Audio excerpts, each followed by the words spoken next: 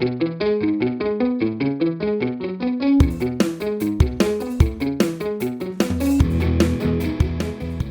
to the Aussie Game Podcast, where we talk all things Australian football. Another big week, Moppa, heaps happening overseas, plenty of action happening on the domestic front, but we're going to start with some breaking news because there's an emu on the loose in northeast England, and it's our Socceroo Riley McGree causing absolute havoc for Middlesbrough.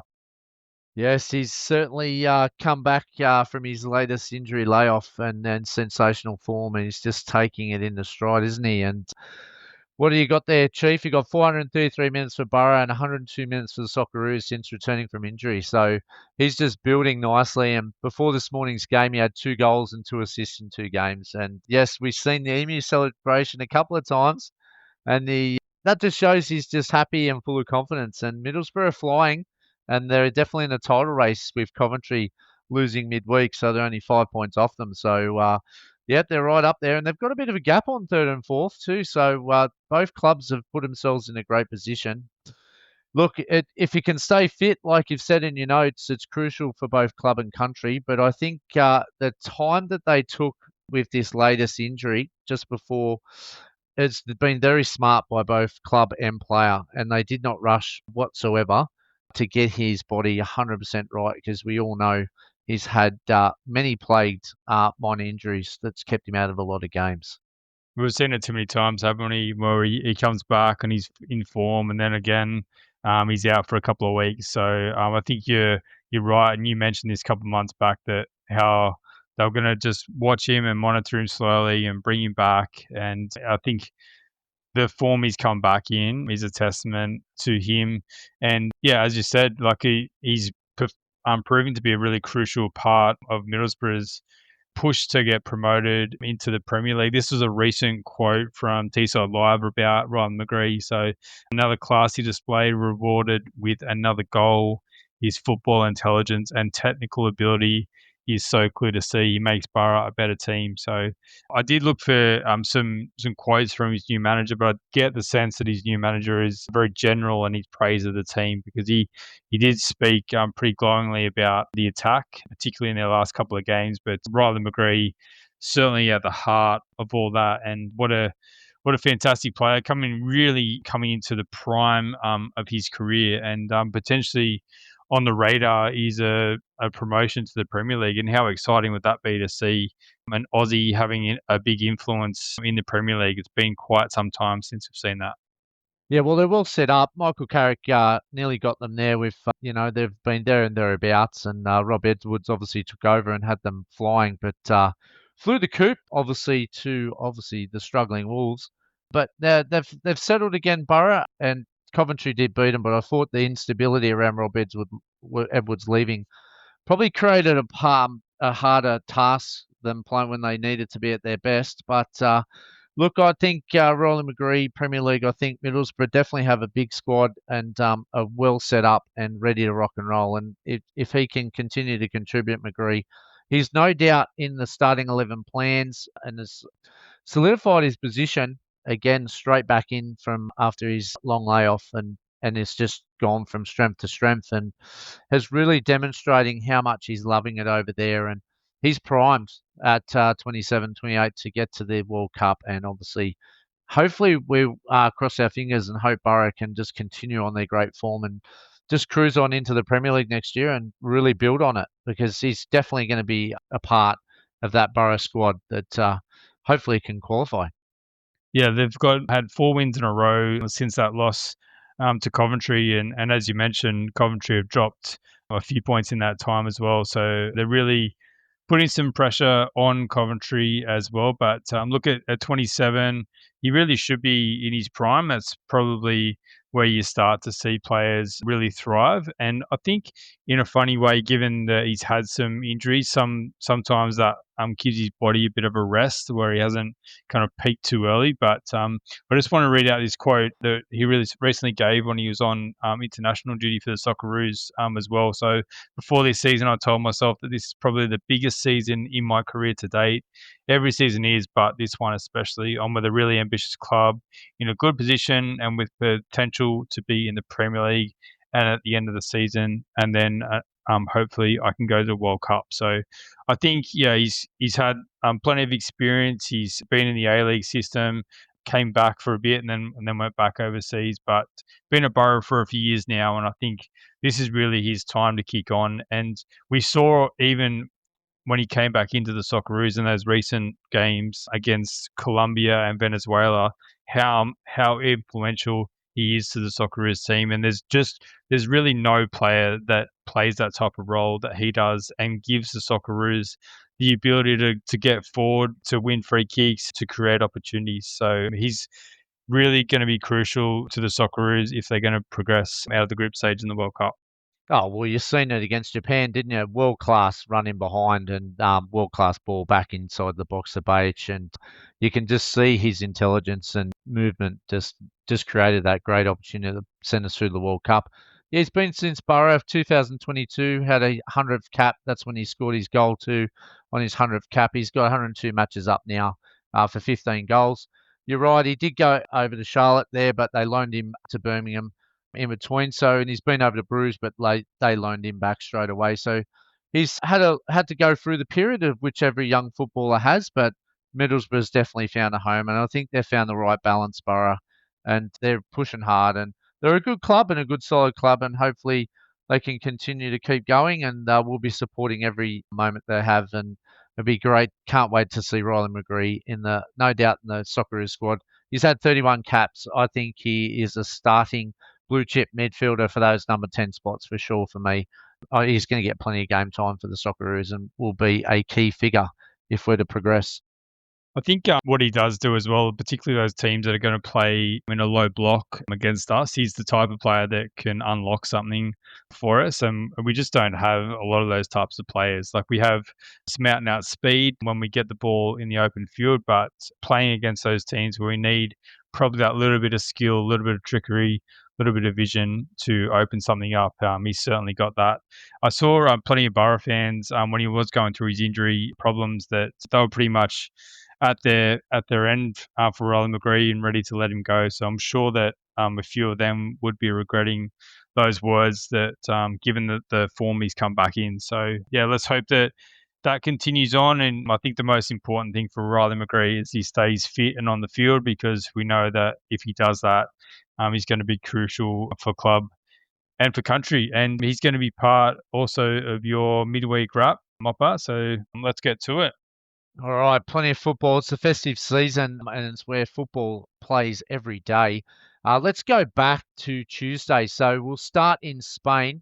Levante, bottom of La Liga, after 5 straight losses. The latest, a 2-0 loss to Osasuna. Poor Matty Ryan there, and have Levante having a very tough time. Hopefully they can bounce back. Over to Japan, 26 minutes for Mitch Duke and a 3-1 win for Machida, which was a good result. Shanghai Port conceded 48 shots, but managed a 0-0 draw. Have you ever seen a team 48 shots? That's incredible. That's incredible, isn't it? That's just one every second minute. That's out of control.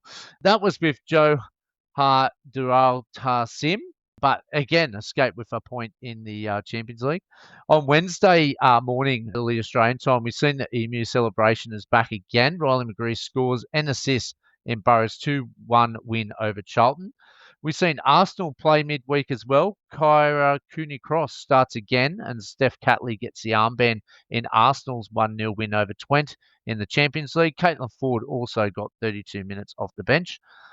We go to the Championship. Clean sheet for Cam Burgess as Swansea make it back-to-back wins with a 1-0 win over Portsmouth. Hayden Matthews starts for Pompey, and Segicius is unable to make an impact off the bench. Pompey was in the relegation zone midweek, but an important result overnight, which we'll touch on. Blackburn score a late penalty and rescue a point at home to Oxford, with Lewis Miller playing another 90 minutes. And Watford scored a stoppage time equaliser against Sheffield Wednesday, with Irukunda playing the second half. Keeps their mid-average table in the Championship. We go down to League One. We've got Alex Robertson. Cardiff stay top of League One with a 1-0 win. Robertson playing again, 81 minutes in a play of the match performance, which drew some good plaudits. QPR back in the Championship. Daniel Benny's made the QPR bench. This is a couple of times he's made the bench, but unfortunately he hasn't made an appearance since the 5th of August overall this season. So he'll be chomping at the bit to get some action. QPR, very inconsistent team, but still mid-table. Let's go to the really important result for the Asian Champions League for Melbourne City. They claim a late 1-1 draw with Tasha Kambori scoring another rocket against FC Seoul. So what a massive result this was, with the great goal from Takesha Kambori scoring that rocket. It was so important. And one more win, Chief, and from their remaining 2 games should be enough to progress, as they sit in a very nice, handy 5th spot there. So a very tight table that they've got, but that's a magnificent result. And if we look at who they play next, they play Ulsan on the 11th of February, so they've got to wait a little while. And then they travel back home their last game against Gangwon. Both teams are 8th and 9th, and they could probably knock out one of those teams if they get a result. So Melbourne City in very good position. Let's look at the Women's Ninja League. We've also got Canberra make it 3 wins in a row with a 2-0 win over Sydney FC. They've got some big results, Canberra. They're on fire. The goals come through none other than Matilda Michelle Heyman, beautifully teed up by Sasha Grove, and 18-year-old Sienna Dale scores her first goal for the club. So Canberra, and some good news coming up later, looking like there might be some hope for next year too with Canberra, and top of the Ninja League as well. So great things happening up there in women's football in Canberra. Let's move to Thursday now, and Chelsea were in action against an All-Australian Champions League clash. Sam Kerr got 71 minutes in a 6-0 win over Werner Heatley's Roma, with Heatley playing 90 minutes in an absolute drubbing from Chelsea. Hayley Rosso gets some time, 22 minutes in their 5-3 loss to Nuremberg. Back to the championship again on Thursday. Derby drew 1-1 with Millwall, 85 minutes for Mr. Consistent Callum Elder. And then we moved over to Asian Champions League 2, with MacArthur making a number of changes and come up with the win, defeating Beijing Guan 2-1 in China to top their group. Goals from Christian Popovich and Harry Sawyer. And this is crucial because of the coefficient rankings in the AFC East, Chief. Do you want to go through them? Yeah, absolutely, mate. We did post this one extra in the week, and there was a lot of interest in this one because I think everyone realizes how close this is and how important all these wins are and results from Melbourne City and from MacArthur. So I'm just going to read through the rankings. So Japan is number 1, no surprise there, on 105 points. South Korea on 84 points. Thailand is on 56. China is on 48.98, so pretty much 49. Australia is on 44.34, and then Malaysia a little bit further back in 6th. So these ranking points determine how many places we get in the Asian competitions for next season. So Japan and Korea and Thailand get a lot of the spots in terms of the ACL elite competition, but the country we're really trying to chase down is China, because at the moment we obviously have Melbourne City playing in the ACL elite and MacArthur playing in the ACL 2. China have the advantage of having one team playing, or one team automatically qualified for the ACL elites, and then they also get a playoff spot into the ACL elite, and then they have one playing in the ACL 2 as well. So that's what we really want to try to achieve.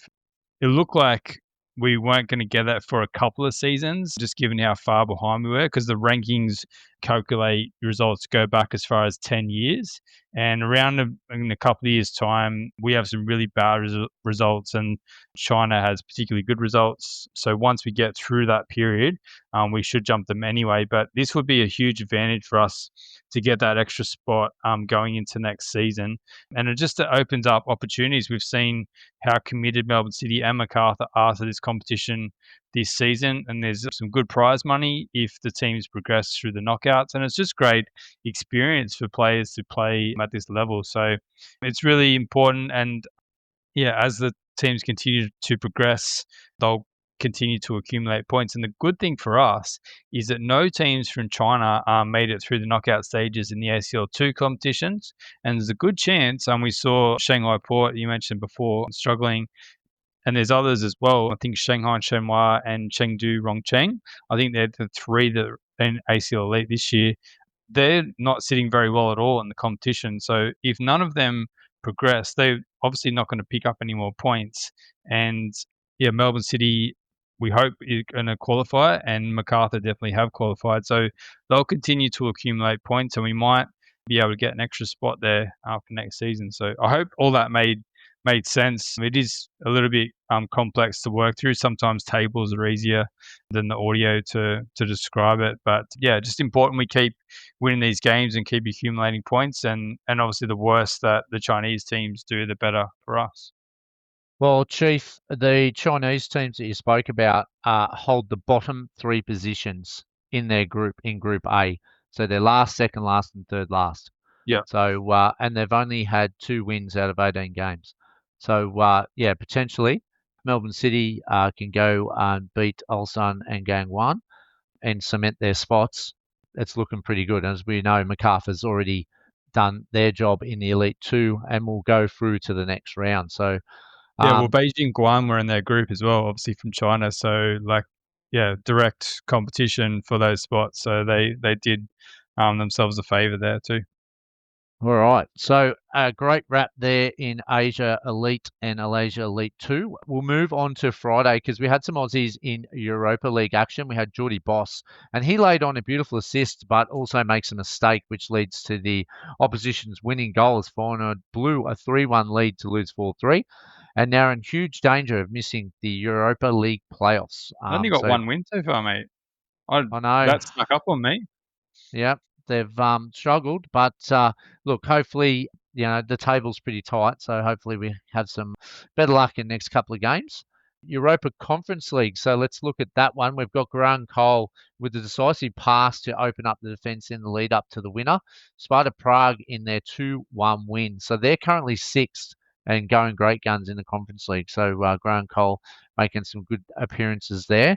And if we look at Aberdeen and Rapid Vienna, they were both eliminated after 1-0 losses, so they're out. Nicholas Milanovic, Kusan Yangi were introduced in the second half in their game during the week, but couldn't make an impact for Aberdeen, while Nick Suman was on the bench, plus Tilio was an unused sub for Rapid Vienna. So unfortunately, both teams are eliminated from that competition. So looks like Grant Cole and hopefully Geordie Boss, if final, can bounce back, are only 2 representatives in Europe. That's the midweek wrap, Chief.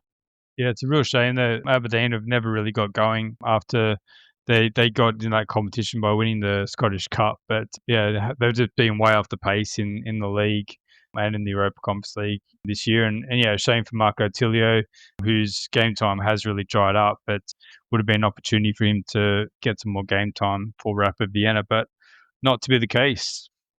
Yep, only 2 games to go in 2 in the Europa, and that's obviously is in January.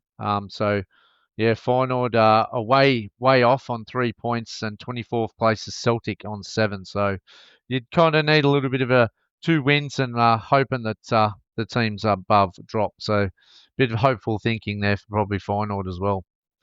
Yep, we'll wait and see what happens there. All right, mate, let's go to some overseas action in the last couple of days. So in the Championship, Stoke had a 2-1 win over Swansea. Cam Burgess playing a full game as Swansea's mini run ends, falling to Stoke in a tight game. So yeah, they'd won 2 in a row before that game, Swansea. The Middlesbrough QPR clash, Daniel Benny on the bench again, but is an unused sub, and Sammy Silvera on for Boro. But yeah, Ryan McGree, the Emu man, starts again. Picked up a yellow card in 64 minutes, completed 29 of 31 passes at 94%. Silvera came on as a late sub in the 83rd minute. But yeah, as mentioned in our opening, Boro absolutely cruising to a 3-1 win, and now they remain 5 points behind first place Coventry. 4 wins in a row for Middlesbrough. Portsmouth versus Blackburn in an all-Aussie tussle. Hayden Matthews again getting a start, which is really, really nice to see, mate. And then Lewis Miller starts for Rovers. Segic on the bench for Pompey. Rovers lead 1-0 before Pompey scored 2. Crucial goals to win, 2-1, massive 3 points. Hayden Matthews played 93 minutes, 11 clearances in a good game before coming off late, and that lifts Pompey out of the relegation zone, which I was sitting in during the week. No time for Adrian Segacic. So how good is it to see Hayden Matthews getting some consistent starts for Pompey? Oh, it's excellent. Class defender, isn't he? And finally, he's been pushing and pushing. He's been sitting on the bench for a while. And yeah, Pompey's defence hasn't been too strong, so I'm surprised he hasn't been in a bit earlier. But yeah, he's definitely finding his feet now, and hopefully he's cemented that spot. Well, that's hard to cement a spot over there, but yeah, I think his last few performances have been excellent, and hopefully Pompey can continue to rise up the ladder. Yeah, let's hope so, mate. And also Thomas Waddingham and Jacob Farrell, hopefully not too far off some game time as well. So it'd be great to see all four of our Aussies at Pompey getting some consistent game time sooner rather than later. In the Wrexham versus Watford game, Mirankunda was on the bench but didn't see any game time as Watford had a 2-2 draw. Yeah, let's hope that Mirankunda can get some more game time. He had obviously that leave of absence, but then came back and played the second half midweek, but on the bench as an unused sub today. So League One, mate, Rafael Borges Rodriguez shows some great speed and composure to score his first Wigan goal in a player of the match performance as Wigan drew 1-1 with Huddersfield. Very pleasing to see Borges Rodriguez getting some consistent game time, and yeah, lovely to see him scoring a goal. Cardiff remained top with a 4-3 win over Doncaster Rovers, scoring in stoppage time to extend their winning streak in the league to 5. Alex Robertson playing 65 minutes, and you're right about the plaudits, mate. I read a fair few comments, and yeah, the Cardiff fans are a bit amused about what this player is doing in their team and in the league, but you know, as we've said before, he really needs to just show his class there and just continue to perform at the top of his game, and hopefully get Cardiff promoted and get noticed elsewhere. So he continues to get some opportunities. And I mentioned this one to you last week, mate. Joe Gauci on the bench for Port Vale's FA Cup game, but he found himself on the bench again in their 2-2 draw with Luton. So concerning signs for Gauci, do you think? It's dangerous, isn't it? We said in the cup game we thought it was just rotation, but to then turn around and not play, but they did concede too. So I never seen the performance of the goalkeeper, but yeah, look, if you're on the bench in League One, I huge concerns. I had huge concern about him going there in the first place, and now it's Luton the last, and now he's not even starting. I think that's look, a week's a long time in football, but yes, I am very concerned if this is what's going to play out in the next few weeks. That's for sure. I think with the goalkeeper position in particular too, like you're not the type of position you're going to chop and change each week. So I'd say unless the keeper's had an absolute shocker, that it's going to get a bit of a consistent run in the team to try and prove himself. So yeah, not good signs. Sorry, for Joe Gauci, particularly with Patrick Beach, his form continually increasing as well. Yeah, I get Beach, yeah, fantastic form, and that's a good sign. But yeah, look, we have January. He's only out on loan at Port Vale, so these things can change too. So a few clubs might look at a different direction too, and maybe he might look at a different direction in January. But that's probably just speculative at this stage. All right, mate, we've got a little bit of update. We don't get much information out of the under-18s over in England, but I went digging. You did well. Man U's under-18s, the Stoke, James Overy plays 90 minutes in a 2-1 win for Man U. So that was a little good result there. And thanks for the little scoop in the under-18s. Over in the Women's Super League, all three Arsenal Matildas start in the Gunners. How good is this? They're just consistently starting now together. Oh, that's just unreal. And they had a big 3-1 win over Everton. Cora Cooney-Cross and Caitlin Ford played 90 minutes. And Steph Catley's taken off late. This was Cooney-Cross's 5th straight start as Arsenal are 6 matches unbeaten in the league.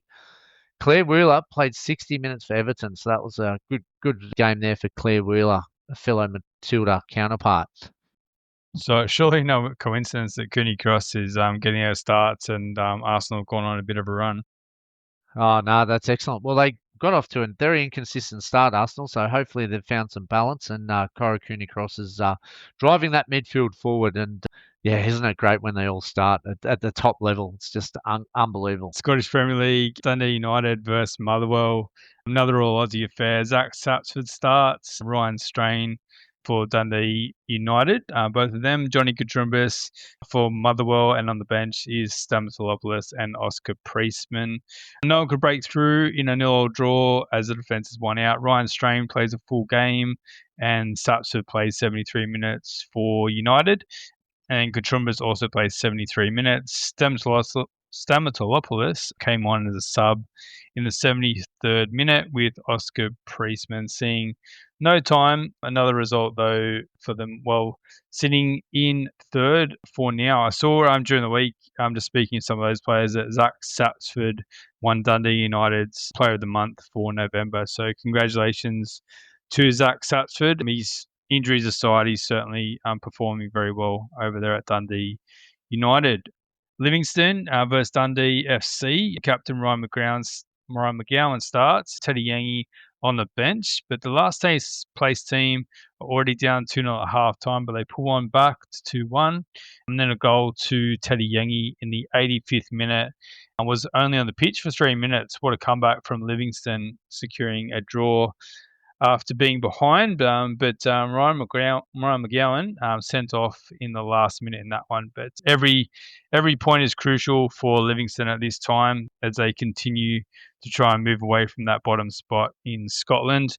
And then Hearts extend their lead at the top in Scotland to 6 points with a 2-0 win over Falkirk. Cam Devlin starts in midfield playing 87 minutes. So Celtic play tonight, mate. So we'll see if Hearts hold that lead or whether Celtic pull a few points back. Yep, I think they play St Mirren. It's Bacchus plays for St Mirren, yeah? Yeah, is that a cup game though? Let me have a look. Yeah, that's a League Cup final, that one, St Mirren versus Celtic. So yeah, sorry, Celtic will still have a few games in hand over Hearts, but let's say all the best to Keanu Bacchus. See if he can knock off Celtic can win some silverware for St Mirren. We'd love it. We'd never love a trophy, yeah? We'd absolutely. Aussies are on fire. Yeah. Yes.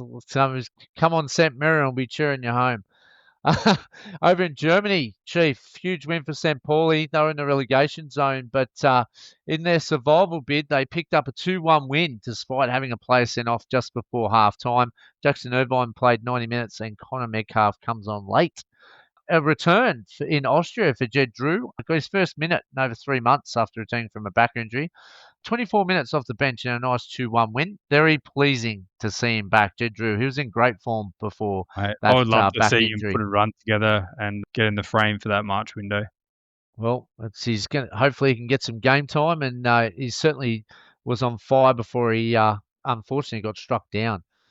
Oh, Heracles, Adam Hrustic plays 90 minutes. Heracles just missed out on pinching a point from league leaders PSV going down 4-3.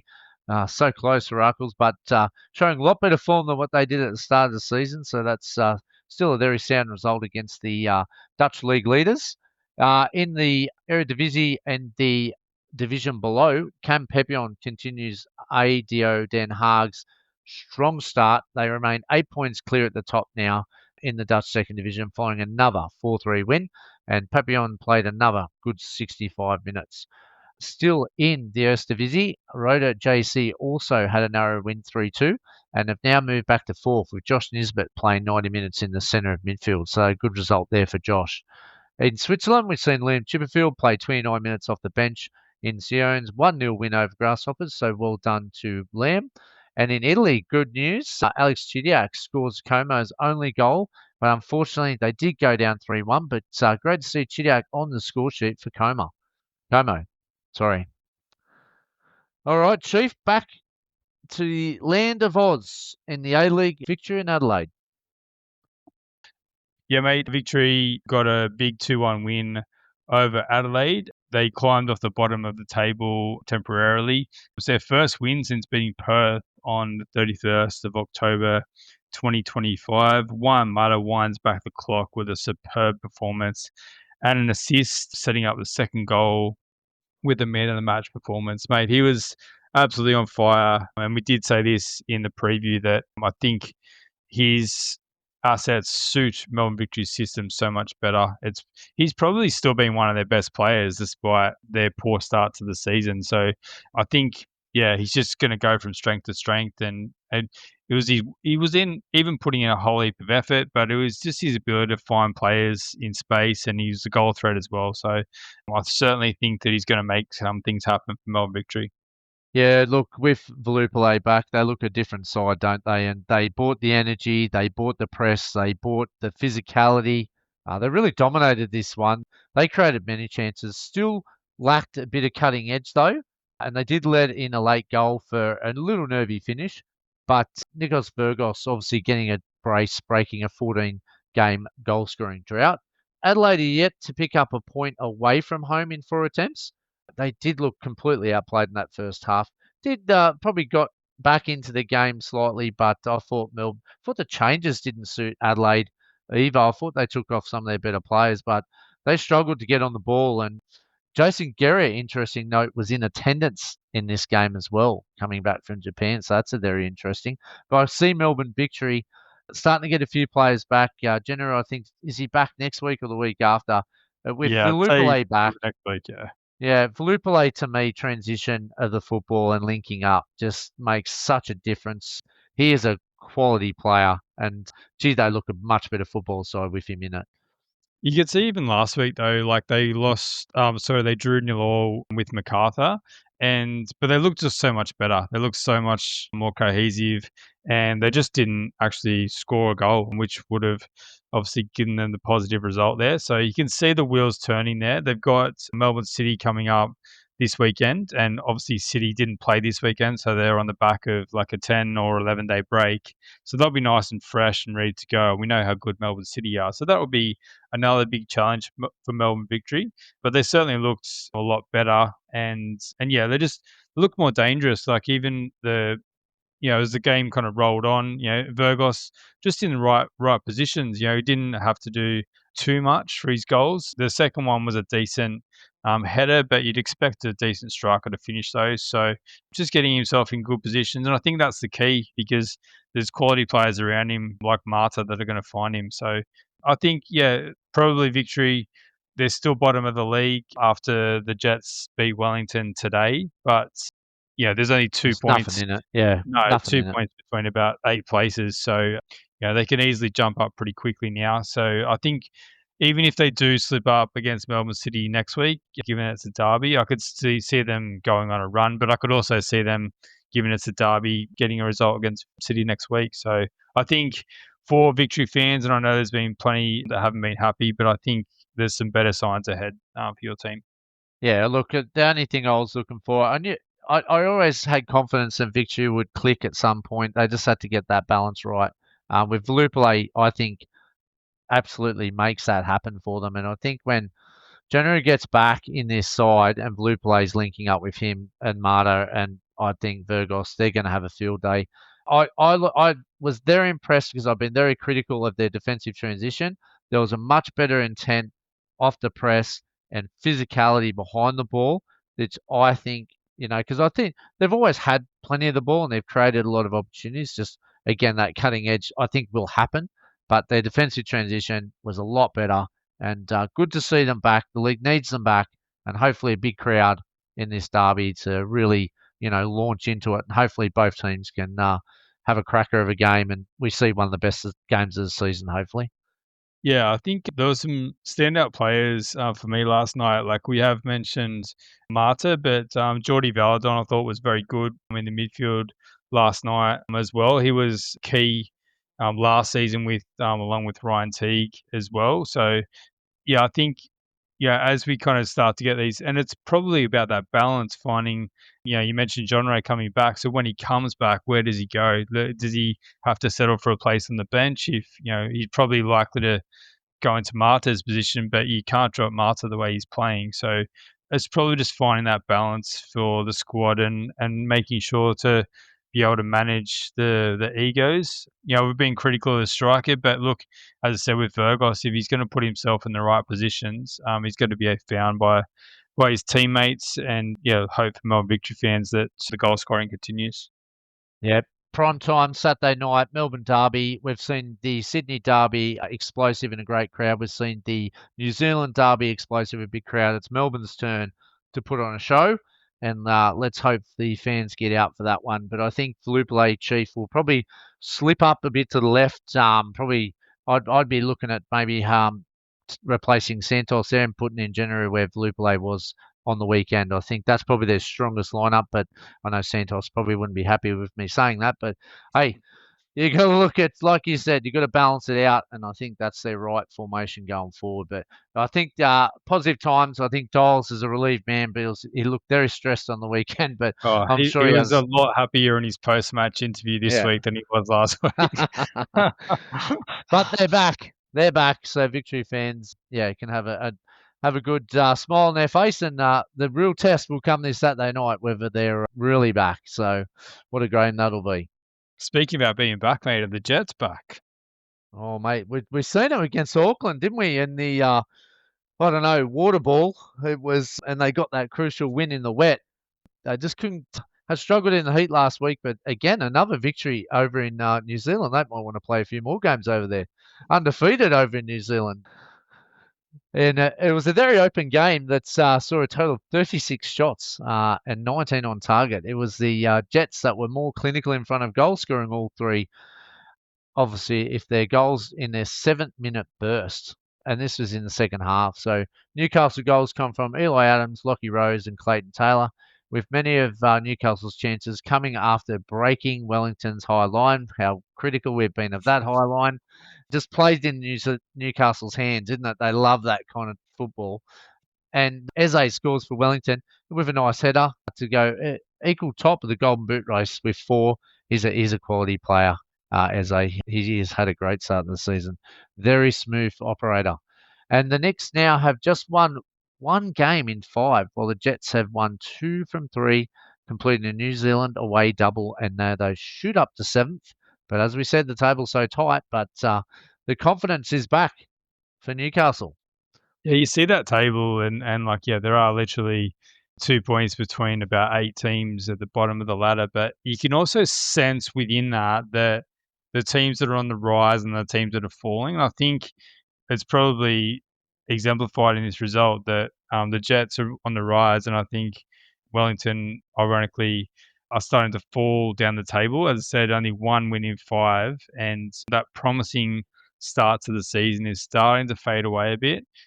Again, with the high line, and I can only assume that this is something they're going to persist with throughout the season, but it does just leave them so vulnerable at the back. And it seemed like every time I lifted my head up, there was another chance coming for the Jets because, there was 2 or 3 that had broken the trap. And there were a few there in the second half. There was a pass to Eli Adams that fell on his right foot.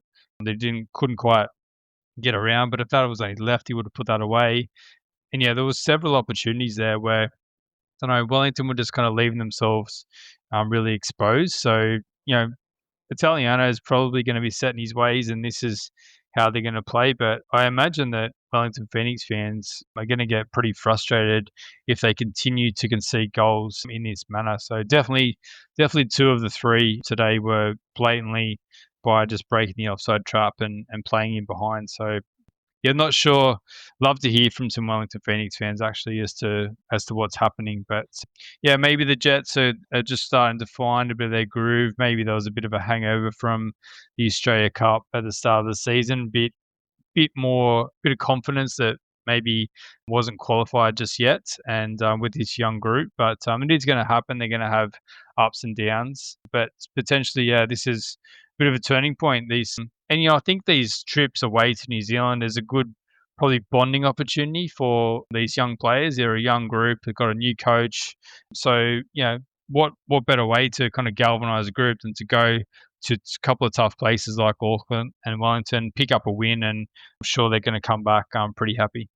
Absolutely. They've always shown promise. They just haven't been able to put it together consistently. But it's D-Day for me next week for Wellington Phoenix. They are at home against Central Coast. So I think whoever loses that game, I think is going to have a very difficult time in the next month. By Newcastle, they host league leaders Sydney in what will be an absolute cracker at Newcastle Jets home stadium. All right, Chief, Perth and Sydney. Yeah, the late game on Saturday night. open up pretty quickly with Abawalati scoring the opening goal, and which proved to be the only goal during the match. Perth kind of came into their own a bit, looking pretty dangerous through particularly Jaden Kucharski as the game went on. But yeah, Wallati was good to see him started in place of the injured Joe Lolly, which was a big out for Sydney FC, having been so good throughout the first part of the season. So Perth had plenty of chances, but Sydney FC just showed that resilience in defence. Adam Taggart's now out with a groin injury. And yeah, Jaden Kucharski also limped off in the second half as well. So yeah, losing a few of their strikers, which is a real shame. Brian Kaltak had a nice chance to score a header to equalise the scores, but put it just wide. And Nicholas Pennington also had a volley laid on, but couldn't find the back of the net. So yeah, that ends Perth's 3-match winning streak. Still no word on Adam Griffiths. It looked like there were some rumours saying that he was going to be given the permanent coach's job during the week, but no announcement from Perth Glory. So I don't think this result should necessarily affect that if that was going to be in place, and we might see that during this week. Yeah, let's hope so. It's just so they can, move forward and move on rather than have that in the back of their mind. But he certainly has settled in well. And look, credit to Perth. A month ago, they were just, in all sorts. And he's done a great job, even though they've lost that game. They were very competitive and a couple of key injuries that they'll have to manage. But look, onward, Perth are still at home against Adelaide in what will be a pretty crucial mid-table contest. Yeah, Adelaide struggled away from home, and Perth just trying to find their balance. So very intriguing fixtures next week when it comes to the table. Credit to Sydney FC though, mate. You know, they've gone through a bit of adversity this year, a heap of pressure on Ufuk Talay even before the season kicked off. But you know, they've done what they've needed to do. It hasn't always been pretty at times, but they have put some teams away. But yeah, top of the league, and can't really complain too much if you're a Sydney FC fan. Yep, and they're top goal scorers in the A-League with 15 goals. So pretty tight defence too, only conceding 5. So they've got a great balance on both sides of the pitch, offensively and defensively there. So they've done well, but they've got a good squad, and so they should be doing well. The depth in that squad, there's some pretty impressive players there, and they've even got a couple of key injuries, and they just keep producing the talent that's in their squad. So lots of depth, and they've got to go away to Newcastle now, and geez, Newcastle will be firing on all cylinders to try to really entrench themselves in that top 4, and Sydney FC will be fighting to see if they can maintain top of the table. If Newcastle stop them or get a result, it'll just log jam that table again, because Auckland FC and Sydney FC are kind of creeping away a little bit, with Brisbane Roar just hanging on. All right, mate. Why don't you take us through Auckland FC's win over the Mariners on Friday night? I thought Auckland were in cruise control in this one. I've never seen a team just dominate the tempo of the game. They just did what they had to do. It wasn't pretty, I thought they weren't that effective, but geez, they controlled possession, and Central Coast couldn't even get a foot in. I thought Auckland were just cruising around. Even when Central Coast equalised, I thought Auckland are just waiting for that next moment, and it was just a matter of time. And that's how the game, I thought, played out. Auckland FC, let's have a look at some highlights. They capitalised on early dominance when in the 20th minute, Franz de Vries finds Jesse Randall, who finishes past Redmayne. Wasn't that a beautiful ball put through? And they had a couple of chances before that. Sam Cosgrove, obviously, too, with a couple of headers saved by Redmayne. He had to make several sharp saves. The Mariners then equalised. Some would say they recorded fortuitously, equalised in the third minute when Callan Elliott decided to give a gift back for Christmas, steering Storm Roos cross into his own net. I could see he was trying to get the angle on it, but he just hit it flush. And yeah, bang. No one was stopping that one. Bit of generosity there. The Mariners then came back into the game in small parts and finished pretty strong in the first half. But Sam the Man, Cosgrove, he's just a beast, isn't he? He's just so hard to deal with. Scores in the 58th minute. What a header that was from nearly across from Lockie Brook. He's put in a beautiful ball there. And Cosgrove finishes expertly and has really found a home in Auckland. He's he just looks so dangerous every time, doesn't he? It just can't stop him. He's just so That's physically. four goals His for him too this presence. season, the equal leading goal scorer Yeah, with 4 or 5 yeah. other players.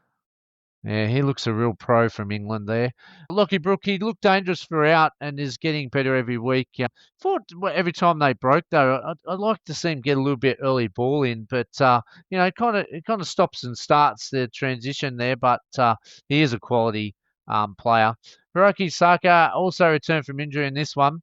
And Arthur Dilemma unfortunately pulls his hamstring only a couple minutes after coming off the bench. So no luck for Arthur there. Same story for the Mariners. Competitive enough, but just lacking some of the decision making. But really, to me, didn't create much, didn't have much of the ball, and were really dominated by Auckland. And I thought Auckland was just in third gear. Looking at the sides next week, as I said, Central Coast go away to Wellington. And Auckland away to Western Sydney. That'll be a feisty one. So that'll be a tough game. It should be a good crowd for that one too. That's a really good contest. Even though Western Sydney are down on 9 points, they've been very competitive in each of their games. The post-match interview with Andrew Redmayne that was given by Daniel McGree, it was like Redmayne, you just didn't know how to answer the questions in terms of what was going on in the Mariners. Got the sense that he's a veteran in a team of young players that just don't have enough experience and don't know what to do in these situations. I think there's probably enough potential in this team, but I just think there's just too many youngsters that when they come up against a quality side like Auckland, they just don't have the tools or the experience to be able to create anything. As you said, I think that own goal from Auckland before that, the Mariners hadn't had a shot on target. So, they really just weren't able to do much. Probably younger, smaller frames getting knocked off the ball a bit by the experienced Auckland team. But yeah, he was really flat. Redmayne almost just lost for words, didn't know what to say. Normally, in that situation, you throw out cliches and, get back on the training park and there's always next week. But yeah, I don't know what it was about it, but he just looked lost. Yeah, look, I still think they're in a good position considering what they've had to deal with and the amount of players that they lost and, the instability of the club. To be ninth and 8 points, I think that's a terrific result. I think they're overachieving.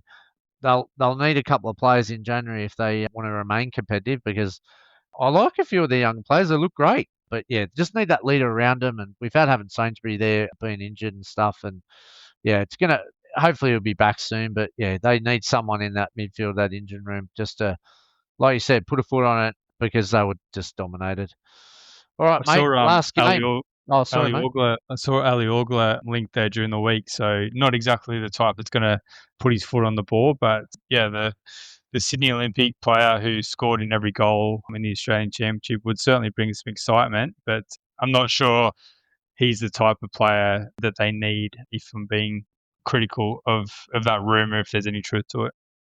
Yeah, look, I hope he does go there. I might, look, young Matty up front, he looks like a real talent, but he needs some ball, doesn't he? And maybe they might be able to connect. So, look, hopefully, Central Coast, they need some good news of whether that's potential signing because I think it would give them a boost but I still think they're doing a good job considering they're only losing 2-1 again to a total powerhouse in Auckland. So, but yeah, if I know Redmayne's a professional, he's disappointed in losing, but yeah, I know it was a bit flat, but maybe that was around the performance because they were just totally dominated by a better team. Yeah, and look, I'd say he's been really good this season. He's talking about turning back the clock and potentially with Joe Gauci on the sideline, Redmayne might be our fourth best keeper. I can't think of a better one in form off the top of my head. Yeah. Oh, he's doing a great job up there, and thank God they've got him, eh? Because yeah, I'd hate to see if they didn't. Yeah. All right, Chief Wanderers in Brisbane, and the best defence, in the league. Brisbane Roar only conceding 3 in 8 games. Talk us through the Wanderers game. Yeah, I posted on X before this game that it was the stingiest defense versus the third worst attack in the league. So I said there's potential to have a 5-4 or a 4-3 result or something like that, but it felt like it's always going to be a 0-0 draw. But to be fair, the Wanderers dominated the game through all the starts, created the much better of the chances. Brisbane down on a few key players as well, but yeah, they were certainly looking for the draw in the latter stages of the game, whereas the Wanderers were the only team that were really trying to push and to get a result. Yeah, the first half, probably the only highlight that really came out of it was a shot from Brandon Borello from outside the box that was well saved by Dean Bazanis, but outside of that, it was a pretty tough watch, if I'm being completely honest. The Raw defence, they've had 6 clean sheets in 8 so far this season. A big part of that is Lucas Harrington. He was fantastic in defence again for the Brisbane Roar. We've said this before, but it's very sad that he's going to be leaving the league shortly, but we wish him well over at Colorado. The Wanderers, we mentioned this a few times as well, they continue to struggle in front of goal. They've scored only 6 goals in their 8 games so far this season, so just not good enough for a club of that stature, I don't think, to be scoring that amount of goals this stage in the season. Yeah, they lost too many, Chief. The amount of attacking, we'd spoken about this before, and yeah, they haven't found that niche. Very strong midfield though, and yeah, well, they've got a big contest coming up. They've got Auckland at home, so let's see what happens in that one. They'll be truly tested there, and but again, still in it, aren't they? Like 9 points, along with Newcastle, Adelaide, as well, and a win, you can jump right in the top 4. So big game coming up this week for Western Sydney. But yeah, right.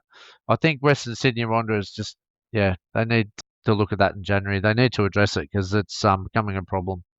Well, just wanted to also mention a credit to the APL who gave MacArthur and Melbourne City the bye this weekend. I think we mentioned before how crucial all these coefficient points are in Asia, and I think doing things around the scheduling to make it easier for the teams competing in Asia is a smart move. We've seen that in Europe and in Asia and in other countries before. So I think wherever possible, I know that creates double ups and gaps in the fixtures, but I think wherever possible, the APL should be supporting these teams to give them the best chance to perform in Asia.